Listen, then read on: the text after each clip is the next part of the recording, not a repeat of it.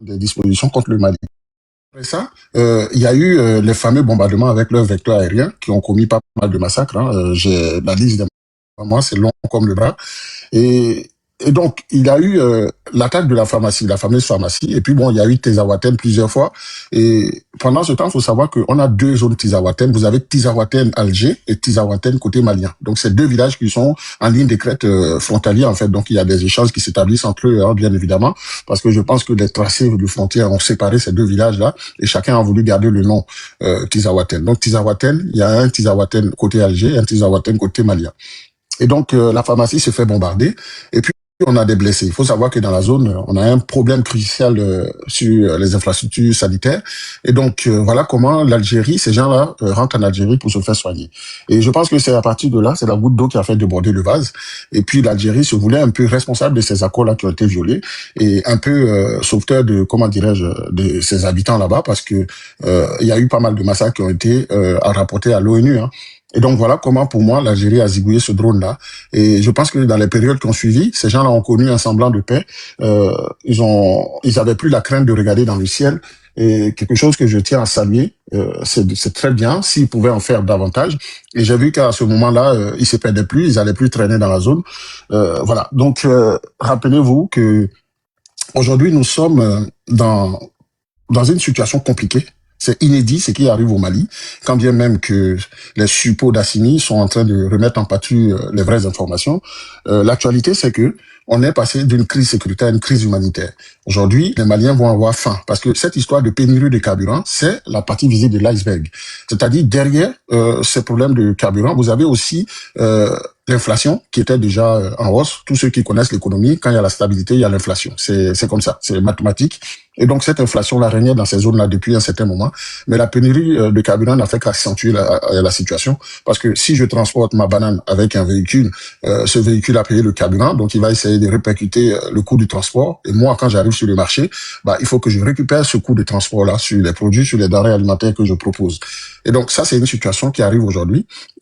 J'ai des magasins qui sont en train de se vider là de leur stock. Ils le savent, hein, les Maliens, ils vont venir vous dire tout va bien au Mali, mais ils sont les premiers à courir. Les gens qui font la queue devant des stations avec des moustiquaires, ils durent toute la nuit. Et donc voilà une situation inédite. Alors donc pour moi, à partir de là, je pense que quelqu'un de normal devait faire le constat. Je considère le Mali comme un patient qui avait fait atteint d'un cancer, qui a fait appel à, comment dirais-je, à la chimio française. Et quand la chimio est arrivée, on a essayé de bloquer le cancer dans une zone.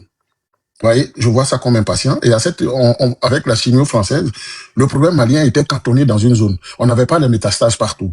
Maintenant on a décidé, nous, Africains, et puis c'était une chimio gratuite, hein, rappelez-vous, et on a appelé une nouvelle, comment dirais-je, soi-disant, une nouvelle, comment dirais-je, de nouveaux soins expérimentaux.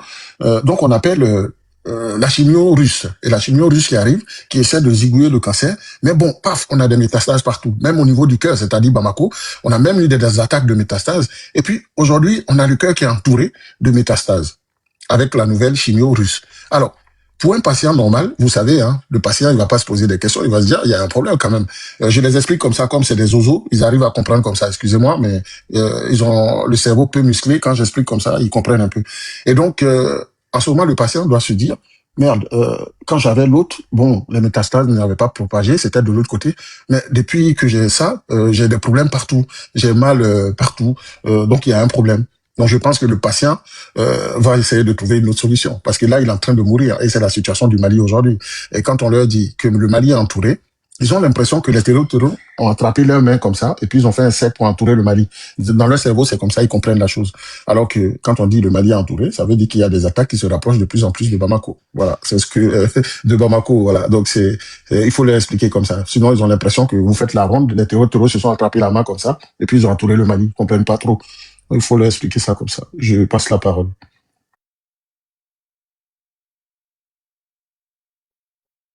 Ah ouais, c'est dosé. Ben, prenez la parole, hein, les gars. Sinon, le docteur a tout dit.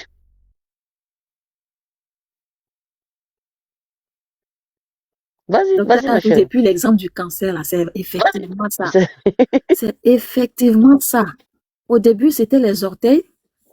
Ils se disaient, oh, on va tenir, ça va aller, ça ira.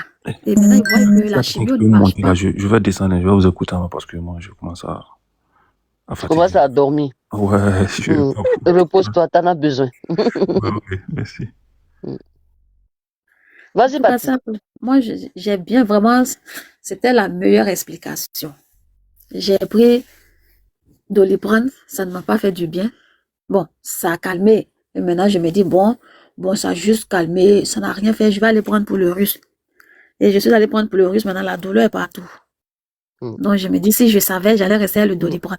Mais comme je suis arrogante, je ne veux jamais reconnaître mon tort, j'ai la grande gueule. Et puis, ils n'ont qu'à s'en prendre à eux-mêmes. Vous voyez, quand ils sont venus, moi, je prends à partir de 2012, parce que 2012, je suivais réellement ce problème du Mali là. Oui, ils ont appelé Papa Hollande. Tu te rappelles, non? Voilà. Ils ont appelé Et Papa. Ils quand disaient ça. Ils sont sortis. Ils ont dit Papa Hollande, viens nous aider. Papa Hollande. Voilà. Il y a même des enfants qu'ils ont appelés. Il y avait des dames qui étaient enceintes à cette époque-là. Ils ont dit, on leur a tendu le micro. Elle a dit, son bébé va s'appeler Hollande. Hollande, Merci. effectivement. Merci beaucoup. On a vu la propagande hein, quand ils voulaient que Je la crois femme vienne. qu'il y a un général qui avait perdu la vie. Je ne sais pas si c'est dans un avion ou quoi là-bas. Quelqu'un aussi avait donné le nom à son bébé. Voilà.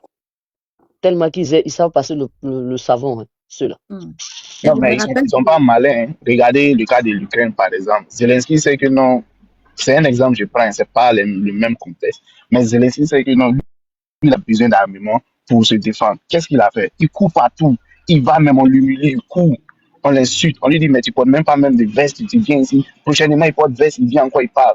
Ça, c'est son travail, ça. Voilà. Donc, lui, il sait que non, si il se joue les Django d'une manière, ils vont le dire. Si toutes ces personnes l'ont lâché, c'est bon, c'est cuit. C'est la même chose que ces Haïtiens devraient faire, par exemple. Restez avec eux, armez-vous, parce que l'armement aussi, ça effraie. Vous aurez les drones, vous aurez toutes sortes d'armements. Il ne faut pas oublier aussi qu'à l'Ukraine, là, il y a vraiment les soldats là-bas. Ça aussi, ce que Mariam dit est très important. Il ne suffit pas d'acheter des armes, hein, sinon ils ont investi dans les armes. Exactement. Eux là-bas, ils vont au front, même s'ils tombent, ils vont quand même. Et tu sens même que les gars sont en train de se battre pour leur pays, même vraiment. Mais quand ça a commencé, tu es en Europe, tu as vu comment les gens se sont réunis, les Ukrainiens ont commencé à prendre des avions pour rentrer chez eux. Oui. Ils ont commencé à prendre l'avion pour rentrer chez eux partout dans le monde. Et puis même, ils ont commencé même en Europe à gagner les Russes millionnaires là, qui sont là en Espagne, en France. Ils rentraient dans les maisons, ils les gassaient. Et puis ils partaient. Il y a eu combien de Djali comme ça, on a vu dans les informations de 20 heures, comme il y a un Russe en Espagne. Ah oui, c'est les Ukrainiens qui faisaient ça, hein, c'était clair et net. Ils ont ciblé les Russes, les millionnaires qui vivent en Europe là. Ils rentraient dans les maisons, ils les gassaient et puis ils partaient. Vous voyez, c'est la guerre qui avait commencé. J'ai envie de dire, ce que tu dis là, j'ai envie de dire, combien de Maliens ont laissé leur foyer à Montreuil pour rentrer au Mali? Papa, faut laisser ça. Sinon, ami bord de Troya là. Faut laisser ça. c'est pas le genre. Hein. Non. Eux là, tu sais c'est quoi? Venir sur TikTok pour venir nous insulter, nous autres, à nos mamans. Là, tu peux leur donner diplôme. Là, ils sont puissants. et lundi tôt le matin, il a rendez-vous à la préfecture dans le froid. Et puis il va sortir les poubelles. Il va sortir les poubelles pour balayer les rues. Il a son téléphone dans sa poche, en train de regarder qui est en train de dire que Assimi fait ce qu'il fait n'est pas bien. Il monte en même temps, il commence à injurier les mamans, façon de jouer. Ah, lui, façon de jouer. Voilà, Ibamso. Donc, nos pauvres mamans souffrent dans leurs mains. C'est tout ce que les gars là savent faire. Mais pour dire qu'ils vont aller au Mali pour aller combattre, ah non. Ah non. Et il paraît, les soldats aussi, c'est comme ça qu'ils sont là-bas. Moi, je vous dis, quand tout ça là va se calmer, là, vous allez voir, l'armée française va faire un documentaire quand ils étaient sur place avec les femmes là. Ils vont vous montrer à quel degré ceux-là, c'est des branleurs. Il y a un rapport là-dessus. Même les Russes le font. Il y a un rapport présenté à l'Assemblée nationale. J'ai le lien. Tu sais, les Français, c'est pas comme la noirie. Eux, en fait, chaque centime doit être justifié. Exactement. Et donc, après une telle opération, on doit rendre compte, en fait, l'état-major doit rendre compte au peuple français. Exactement. Pour savoir ce qu'a servi notre agent et pourquoi nos enfants sont allés mourir sur une terre aride.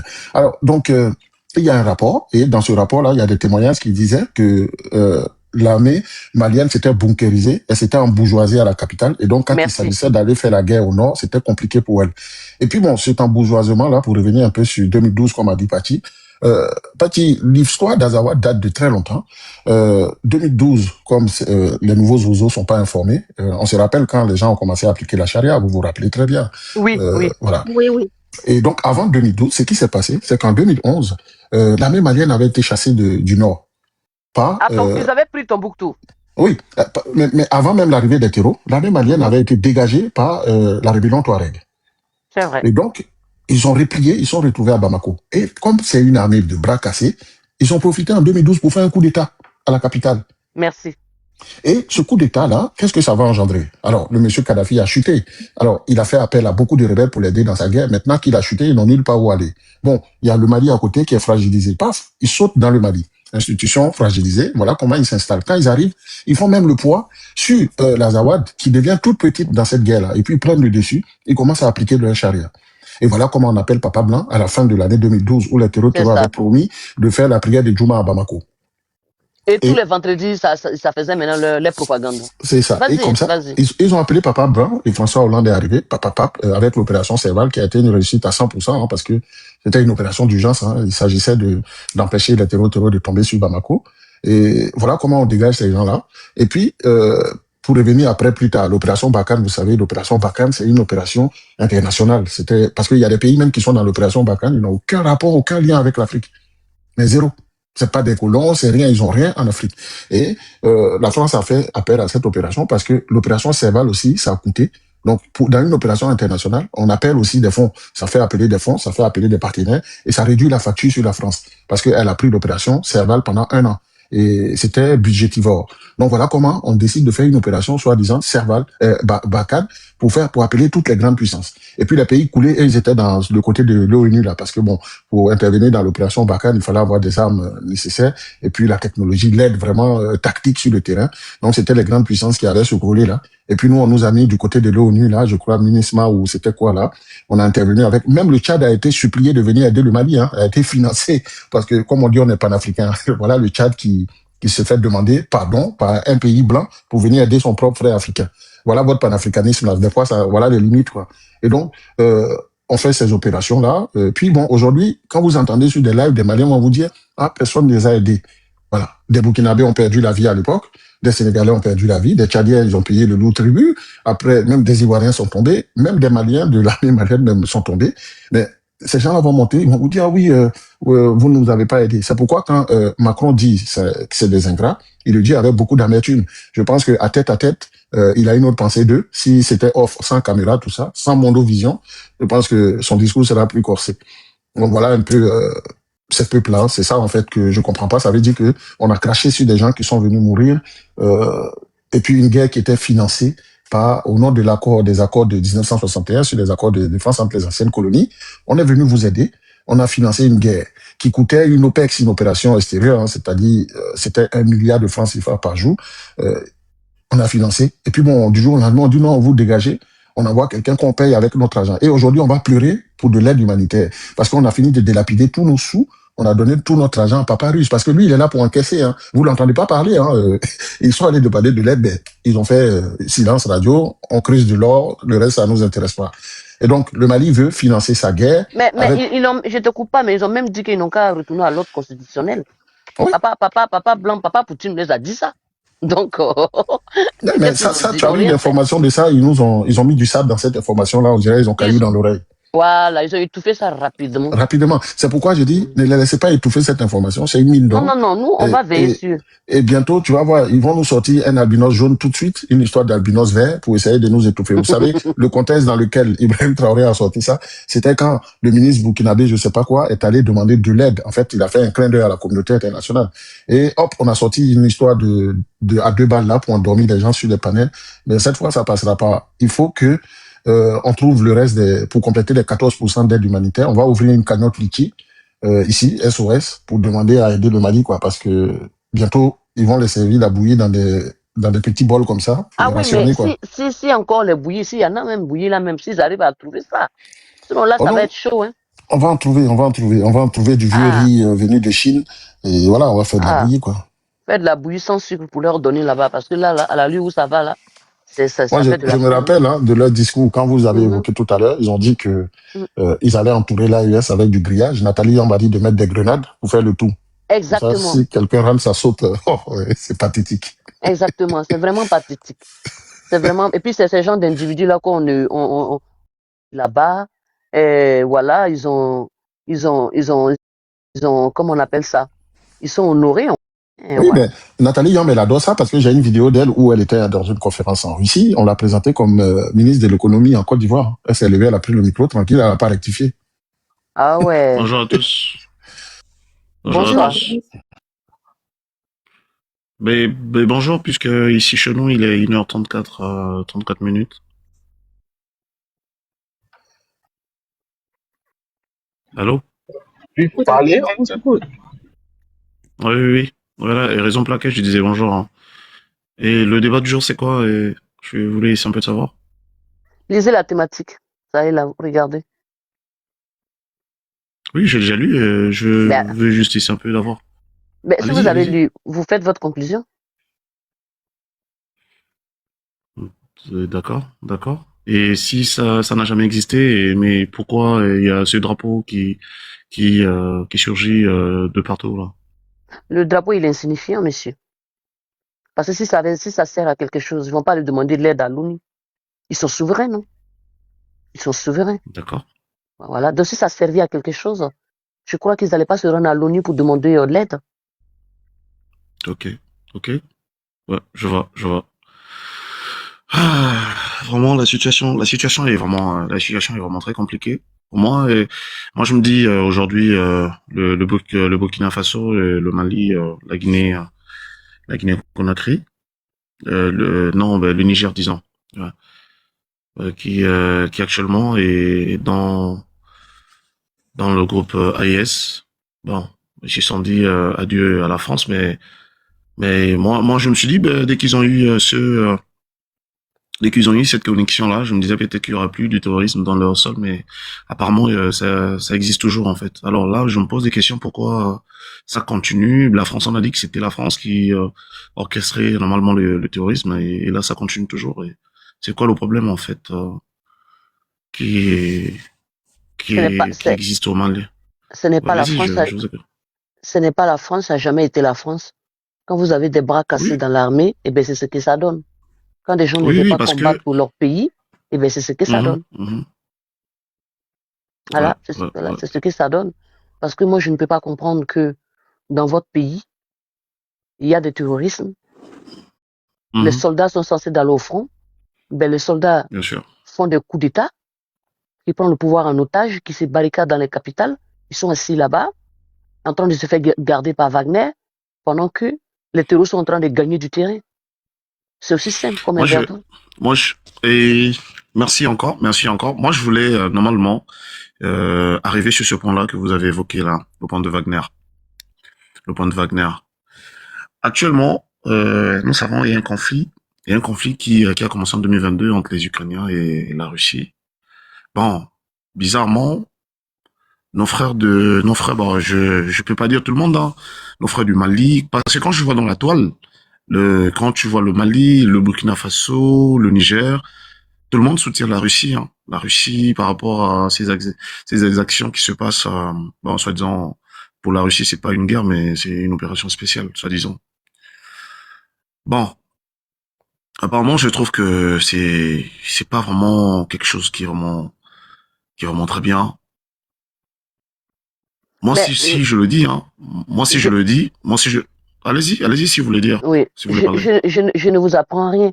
Vous savez très bien que l'Africain a tendance d'aimer l'injustice, qui ne punit pas l'injustice en fait. Le fait que ça arrive aux autres Mhm. ou pas eux, donc ils vont soutenir la bêtise, mais automatiquement. Parce que moi, je ne peux pas Oui, oui, comprendre. oui. Voilà. Et ça fait très mal. Et moi, ça me fait très mal. Moi, Moi aussi. personnellement, Moi aussi, ça me fait très ça me mal. fait très mal quand je regarde sur la toile par rapport à la situation russo-ukrainienne, et nos frères de l'Afrique de l'Ouest sont derrière la Russie, et j'ai appuyé la Russie. Ben, écoutez, euh, on prend l'exemple en République centrafricaine. La République centrafricaine invite la Russie pour venir faire la sécurité dans leur pays. Mais attends, mais à quoi sert l'armée alors? Merci. À quoi sert l'armée? Question. Ça, Voilà à quoi sert l'armée, en fait. Vous épaulez une autre nation pour venir mettre une sécurité dans votre pays. Mais en fait, Excusez-moi, Mariam, je descends pour Oui. quelques minutes, je Et reviens. puis tu remontes. Ok, d'accord. Tu Oui, fais ta demande, je te fais monter. Merci. oui, en fait, c'est quelque chose de, en fait, qui est vraiment bizarre, quoi. Voilà. Vous êtes un pays souverain, certes. Même quand les gens, je vois ici, par exemple, il y a une personne qui vient d'écrire en disant que c'est une opération de colonisation, ils sont pour. Mais en disant que si c'est une opération de colonisation, s'ils sont pour, je sais pas comment. Si je prends l'exemple, la France a colonisé le Mali, la France a colonisé le Burkina Faso. Après, il y a eu des colonisations, ils sont partis, mais la France ne peut pas empêcher le Burkina Faso de se développer. La France ne peut pas venir prendre le Burkina Faso en otage, du genre tous ses richesses et la France doit récupérer et le Burkina Faso n'a rien. Non, c'est faux, C'est faux. Je suis totalement d'accord. c'est faux, C'est faux. c'est C'est faux. faux. Donc la France ne peut jamais. Moi j'ai toujours dit ça. Hein. Moi je suis Gabonais. Mais sincèrement, sans vous le cacher, la France, moi j'ai toujours dit ça à tout le monde en fait. Mm. Ok, quand on est intellectuel, ok, quand on est intellectuel, on sait Mhm. pourquoi on a fait les études. Donc, Exactement. voilà, la France ne peut pas venir dans un pays récupérer les richesses d'un pays. Et même si la France vient récupérer, chez nous il y a le pétrole, la France ne peut pas venir récupérer le pétrole gratuitement au Gabon. C'est pas Merci. possible. Il y a un quota que la France verse. Mais c'est pas la France qui va empêcher que le Gabon se développe. Aujourd'hui, le Gabon est en train de se développer, le Gabon est en train de construire. Est-ce que c'est la France qui va...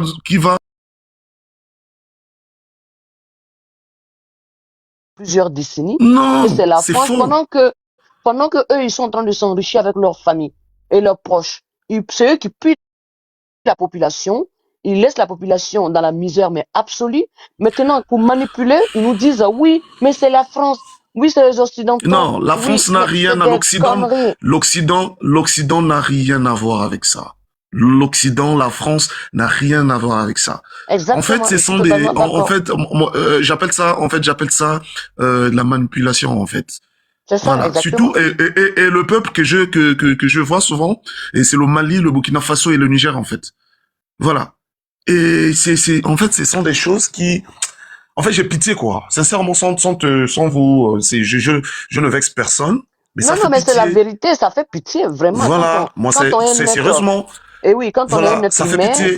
on veut être le juste, on dira que ça fait pitié la situation. Effectivement, ça fait Voilà, ça fait pitié. pitié. Parce qu'il n'y a rien qui va, en fait. Il n'y a absolument rien qui va. Est-ce que vous savez que au Burkina Faso, moi, c'est mon pays d'origine, Madame, oui, madame, il oui, y a un commentaire, mais un commentaire lunaire. Faut pas laisser passer. Il y a un gars qui dit le mal de l'Afrique, ce sont les intellectuels. oui, Waouh. oui. C'est pour ça que tes parents t'ont pas mis à l'école, et puis tes grands-parents même ne sont pas partis à l'école, tes ancêtres ne sont pas partis à l'école, parce que tout simplement, c'est pour ça que tu vas rester bête. Tu vas pas comprendre la vie. Et puis, tu vas même pas découvrir le monde, en fait. Parce que dans ta tête, il y a rien qui colle, en fait. Tu comprends rien. Tu sais pas aujourd'hui qu'aller à l'école, c'est une richesse. C'est une richesse personnelle. Ça te permet de comprendre le monde. Pas ton petit pays de merde. Ça te permet de comprendre le monde. Comment le monde fonctionne. Bande des idiots. Effect, Franchement, quoi. effectivement, vraiment, Je suis pas étonné parce que, et figurez-vous, excusez-moi, je vous coupe pas la parole. On reste pas en pause, hein, sinon la personne descend. Ça va, c'est pour venir signaler le live. On vous connaît, hein. Bon. Allez hop. Eh, Ibrahim Traoré qui dit, l'école n'est pas nécessaire. L'école, c'est pas quelque chose de bon. C'est pour l'impérialisme, l'école. Bon, vous vous imaginez, pourtant lui-même, il s'exprime dans la langue de Molière, il est parti à l'école. Mais aujourd'hui, vu qu'il a pris le pouvoir en faisant un putsch, il enseigne aujourd'hui à sa population que l'école n'est pas importante. Tout simplement, vous êtes né à Bouti, vous allez rester à Bouti tout au long de votre vie. Parce que c'est ce qu'il vous enseigne.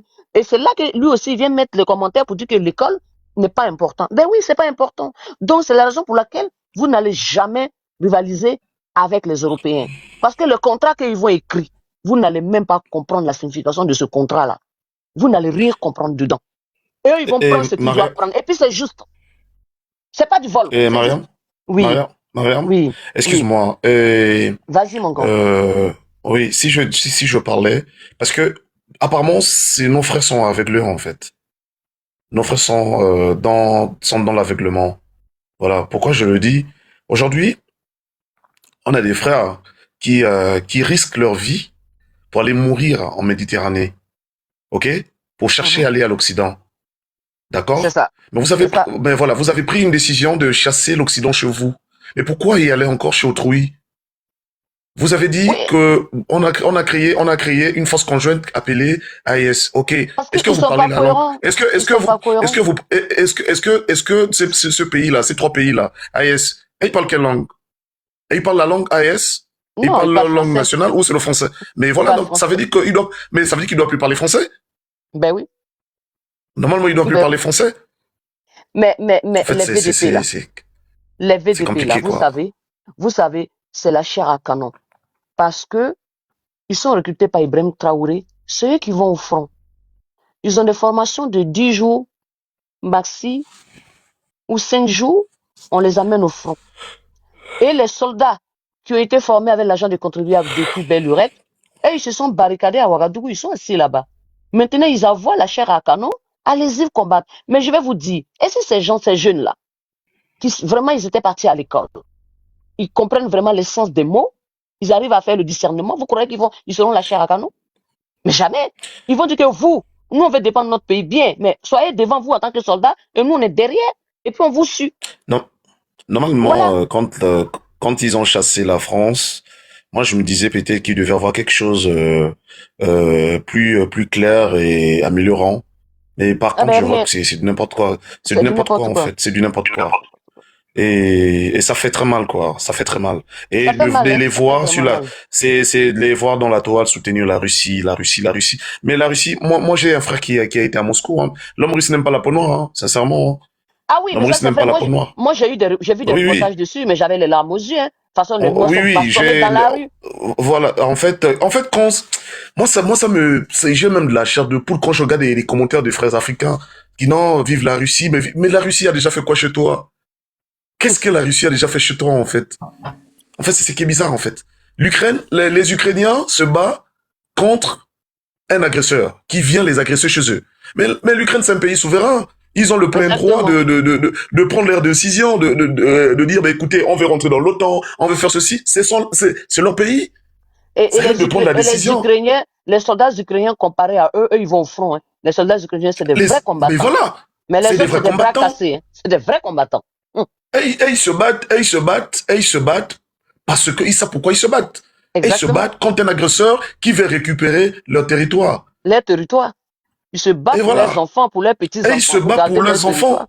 Eh oui. Mais vous vous battez contre les djihadistes. Mais Vous ils vous vont battez pas au contre des front. djihadistes qui vient vous tuer chez vous. En tout cas, ça fait mal, hein. Quand on veut Vraiment, parler ça de fait ça, très mal. on dit vive Ibé. Vive Tiani. Vive Assimi.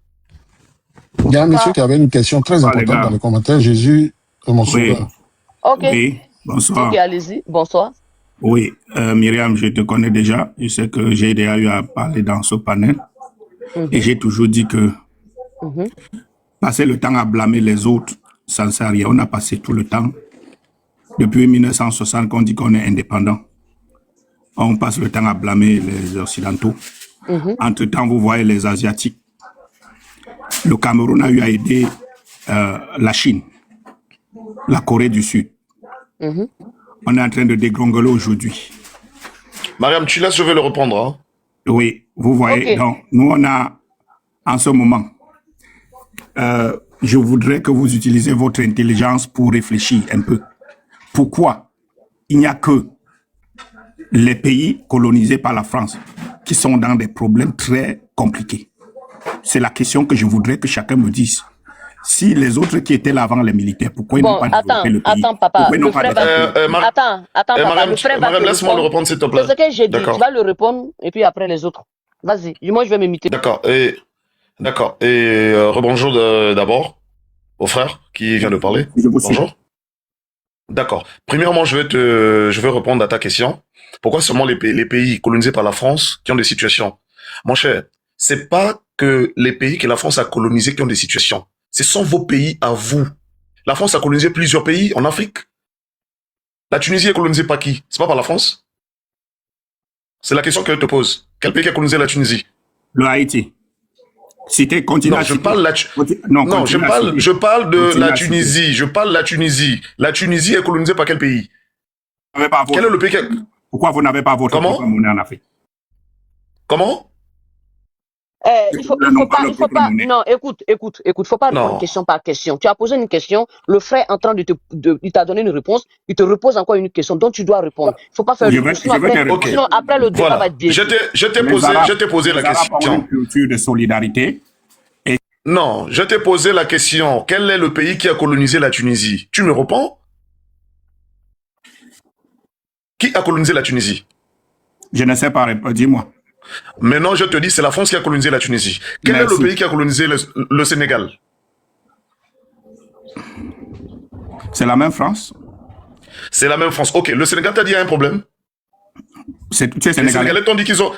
Non, je t'ai posé la question. Est-ce qu'au Sénégal, il y a des problèmes? Oui, j'ai beaucoup d'amis sénégalais. J'ai les Sénégalais qui vivent chez moi à la maison. Au Sénégal... Non, mon ami, quand tu veux faire un débat intellectuel, ok, il faut d'abord savoir ce que tu veux. D'accord? Le Sénégal, c'est un pays colonisé par la France. Et le Sénégal, c'est un pays... Tu as vu les élections qui s'est passées au Sénégal avec Macky Sall? Après combien de morts? Il y a des morts partout. Monsieur Adonis, quand ils font les élections. Monsieur Adonis, un instant. Monsieur Jésus Maïs, mon sauveur, moi, la question que tu as posée, je vais te la poser dans l'autre sens. Pourquoi les pays qui ne sont pas colonisés par la France, quel est le constat que tu fais de ces pays-là? Je te remets la même question, en fait, parce qu'on est en train de se fatiguer avec toi, en fait. Quand je prends le Nigeria est mieux que les autres. Le Nigeria est mieux sur quel plan? Mais sur quel plan? Prenons le Nigeria, allons avec le Nigeria. Ils sont mieux que nous autres. C'est que qui? Avec leur Naira. Le Naira est quoi? Je dis qu'ils sont mieux avec leur argent, ils sont mieux que nous autres. Oui, mais le Naira que tu parles là, c'est une monnaie cassée qui est dévaluée à chaque fois, c'est une monnaie faible, le Naira. Il n'y a pas de problème. Mais alors, de quoi tu me parles? Pourquoi tu me cites l'économie, c'est la première puissance économique en Afrique, le Nigeria. Oui, alors donc, attends, Adonis, laisse-le. Je connais ça, c'est du Brandolini.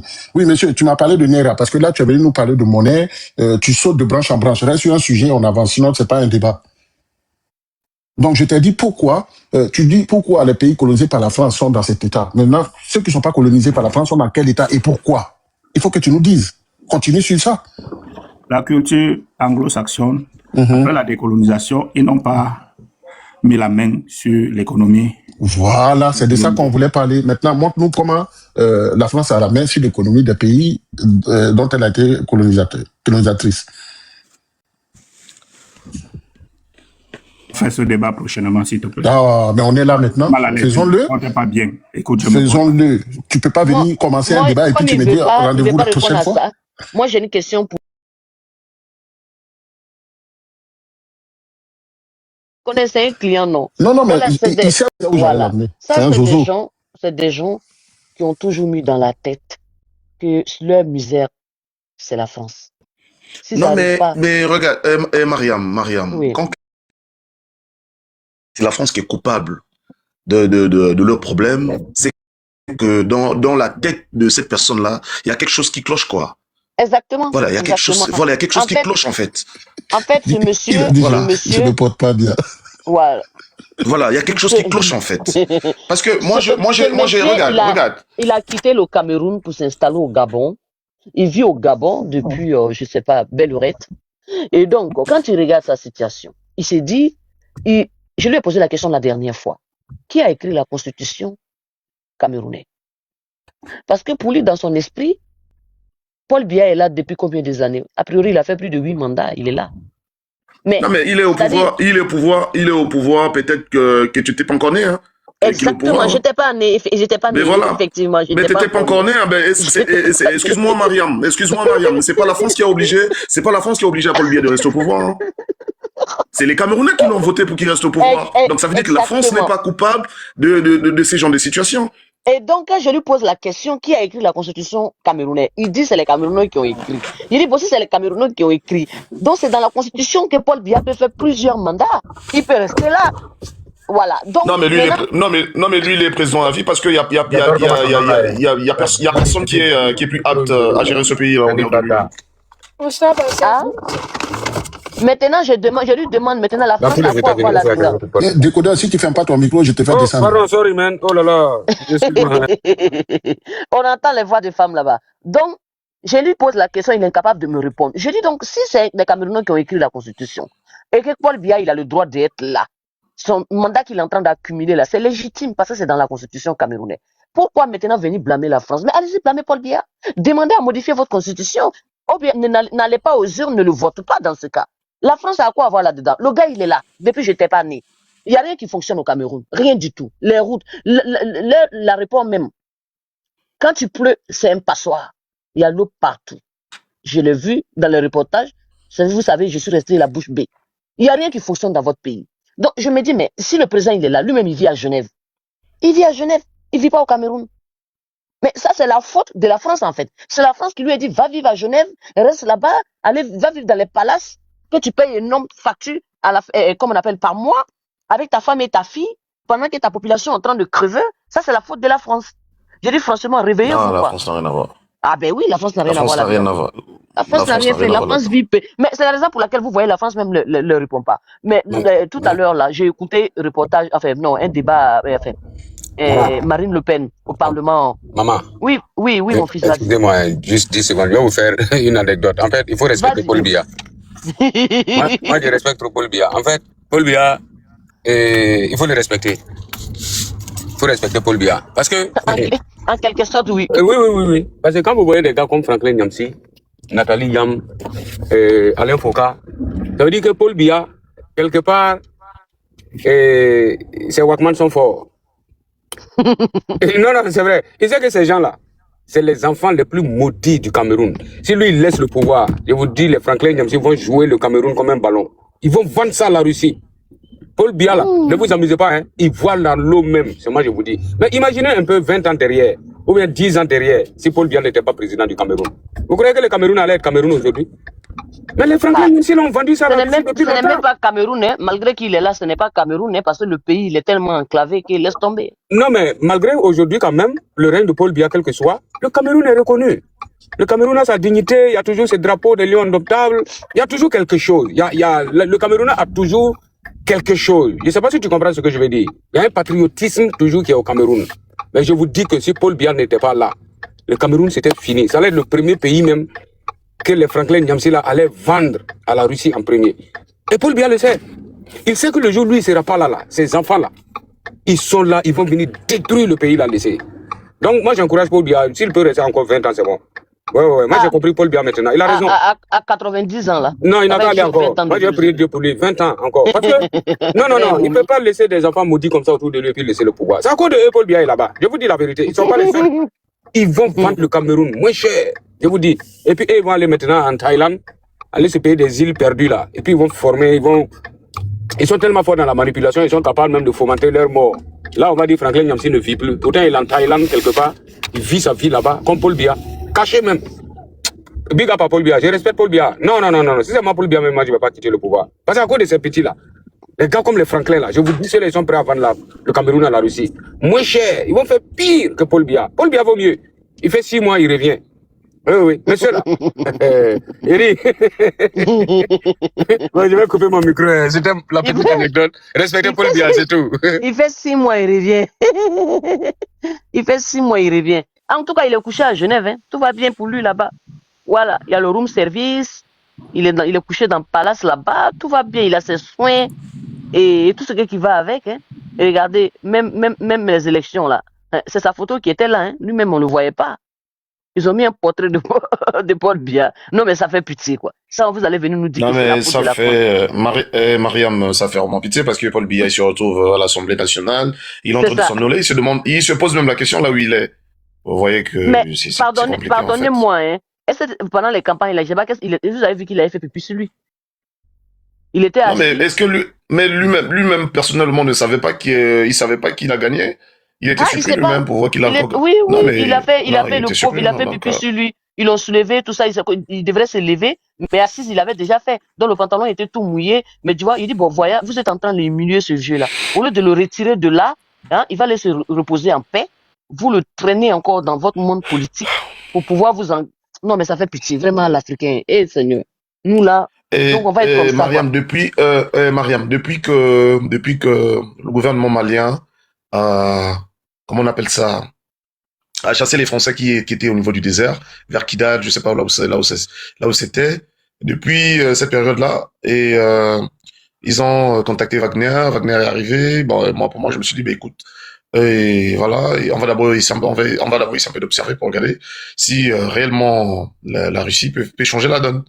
Mais malheureusement, c'est pas vraiment ça. Et en plus, et comment on appelle les djihadistes Adonis, oui. Adonis, si on peut rester encore dans ce débat anglophone, francophone, ancienne colonie française, ancienne colonie, c'est pas anglo-saxon d'après eux-mêmes. Parce que, bon, vous savez, là, il y a une grande confusion. Ils ont semé beaucoup de mensonges dans la tête de pauvres gens qui continuent de croire que ce sont les colonies françaises qui sont... c'est soi-disant panafricains ou panafricanistes, je ne sais plus. Le nouveau type de panafricain 2.0, là, nous disent tout le temps... Mais, par exemple, le Cameroun... Vas-y, je vous écoute. Oui, vas-y, je vous écoute. Voilà. Donc, la plupart du temps, ils nous avancent ici que le Nigeria ou le Ghana. Voilà. Ouais, les deux pays phares qu'ils aiment vraiment brandir pour dire que non, les anciennes colonies françaises sont en retard parce que c'est la France et que les colonies anglaises, on nous montre le Nigeria ou le Ghana. Ouais. Mais je ne sais pas. Entre nous sommes tous ici en Afrique, de l'Ouest ou du Centre ou même du Nord.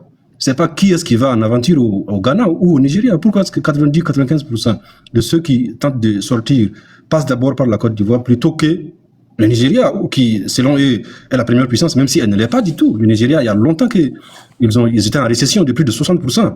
Ils sont maintenant de loin derrière l'Algérie. Ils n'ont même pas les 200 000 dollars de PIB. Et donc, le Nigeria est en train de dégringoler. Ils sont en récession. Ils tentent bien de remonter la pente, mais peine perdue. Ils sont à 480 aujourd'hui.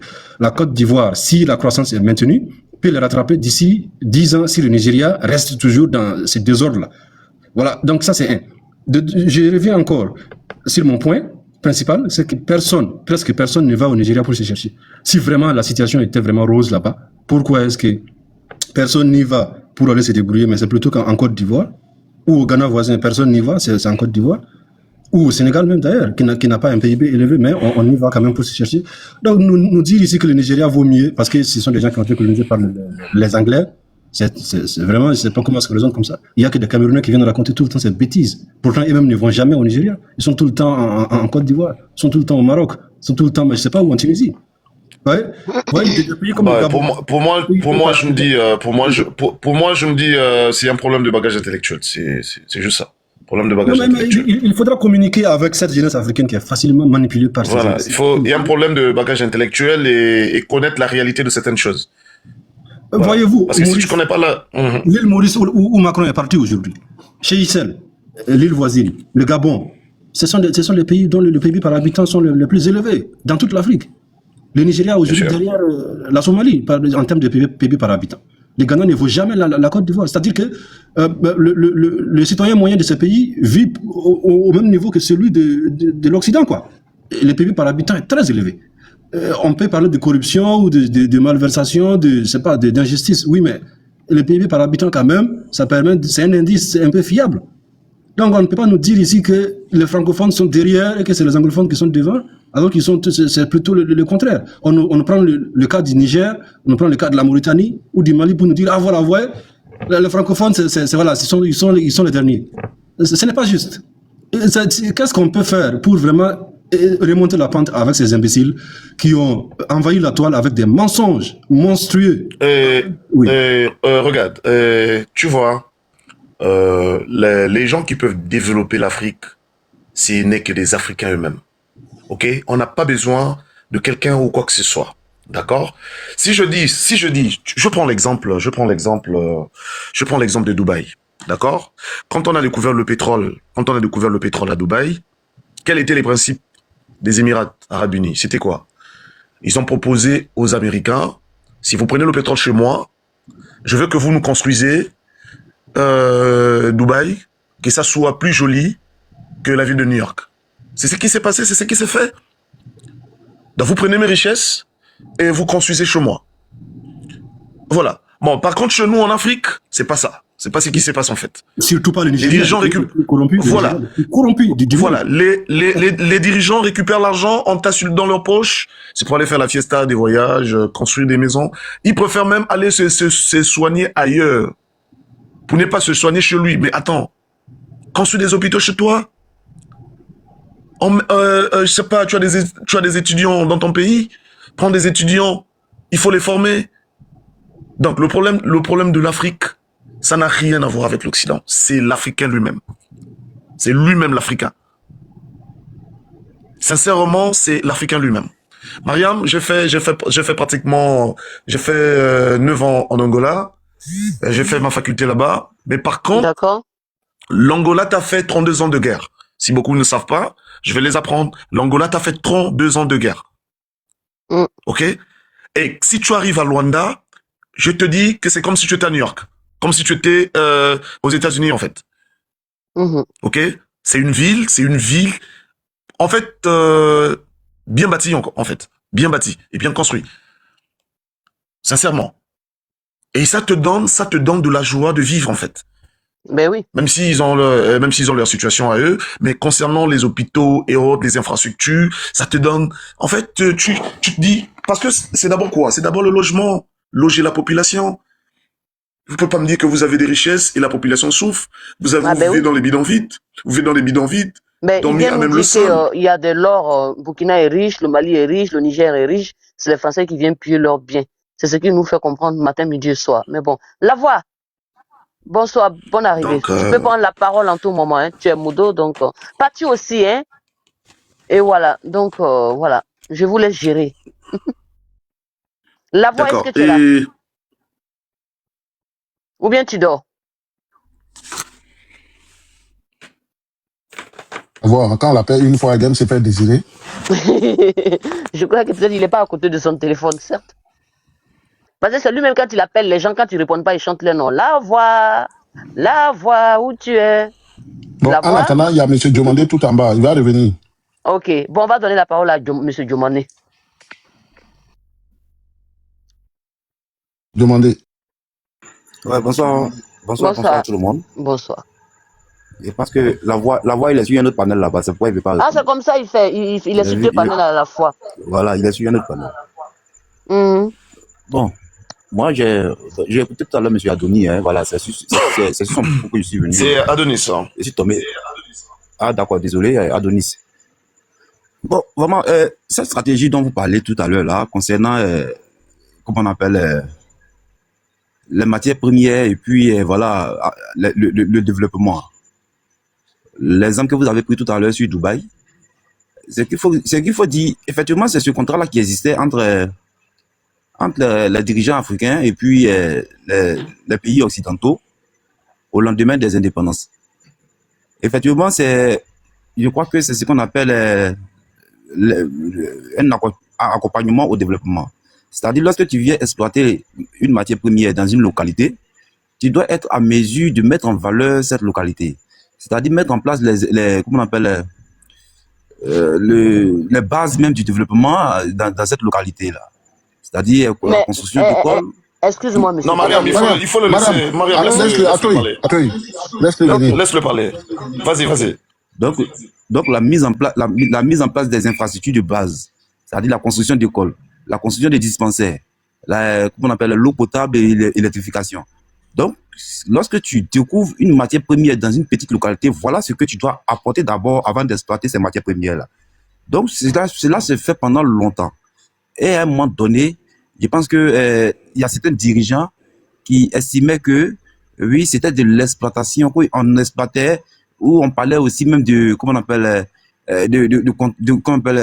qu'il n'y a pas de, comment ils appellent le thème là, que le contrat, il a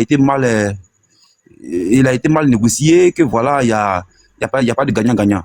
Donc aujourd'hui, le système a changé.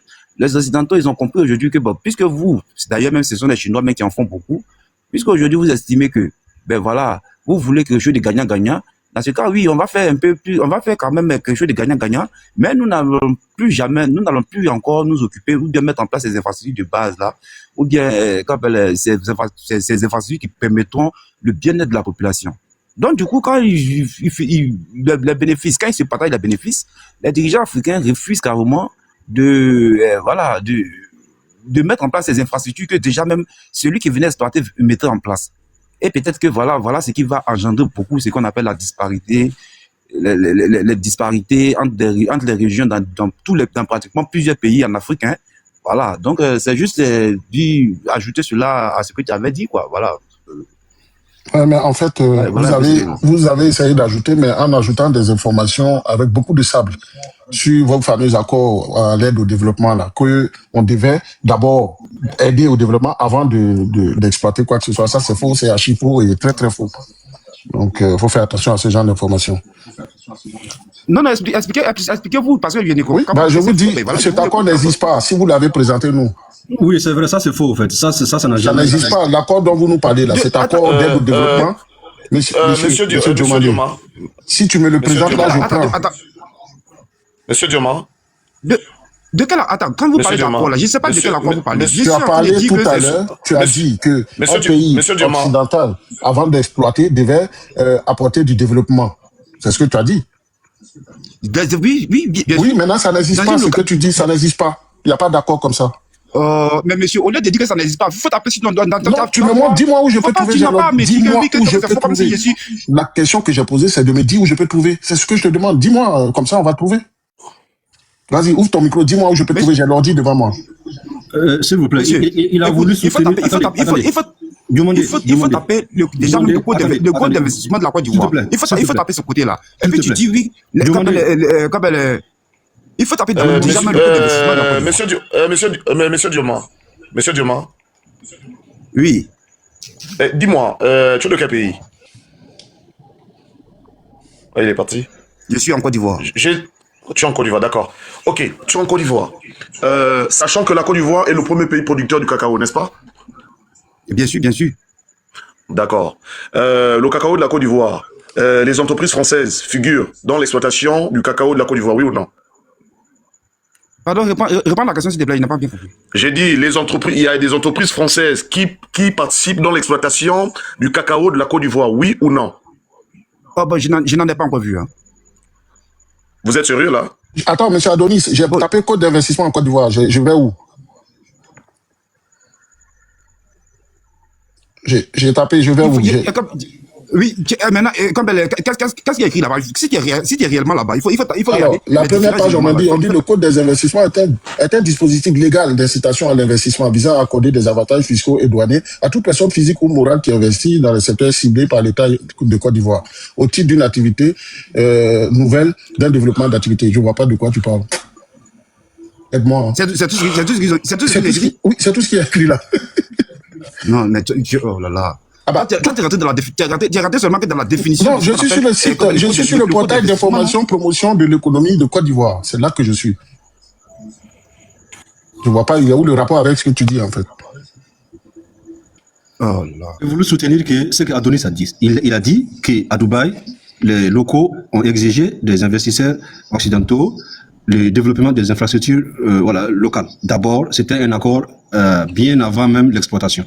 Vous venez nous dire ici, oui, c'était comme ça avant les indépendances, il y avait des accords tels que... Non, je n'ai pas dit ça. Je t'ai dit que au lendemain des indépendances, lorsque un investisseur, c'est-à-dire quelqu'un veut venir exploiter par exemple une ressource, une matière première dans une localité villageoise, dans une localité par exemple, moi c'est surtout en Côte d'Ivoire que je connais mieux, dans une localité par exemple en Côte d'Ivoire, déjà il fallait d'abord dédommager la population d'abord en mettant en place des infrastructures de base d'abord. Ça c'est d'abord le premier élément. Je ne sais pas pourquoi vous utilisez ça quoi. Tu mélanges tout, ton histoire là, bidon. Joma. Je t'ai posé une question. Adonis, attends, Dioma ne comprend pas, sinon il n'est pas des gars de l'autre côté. En fait, il fait une confusion. Il y a des entreprises, par responsabilité, se sentent obligées de faire des actions au niveau social pour réduire l'impact de leur... ainsi de suite. Et c'est comme ça n'a rien à voir avec l'accord. Ça a à voir avec la politique de l'État lui-même de sa gestion.